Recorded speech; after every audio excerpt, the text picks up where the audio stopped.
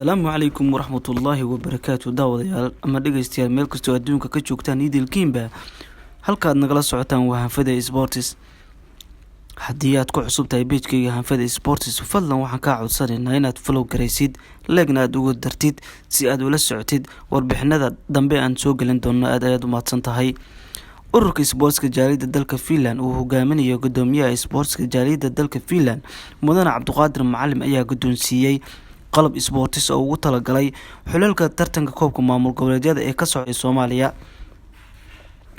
xaflad aad u qurux badan oo lagu qabtay xarunta wasaaradda dhalinyarada iyo sportska oo uu goobjoog u ahaa wasiirka dhalinyarada iyo sportska dowladda federaalka Soomaaliya iyo dhammaan wasiirada maamul goboleedyada sportska ayaa loo wada qaybiyay qalab sports ay wadeen ururka jaaliyadda dalka Finland.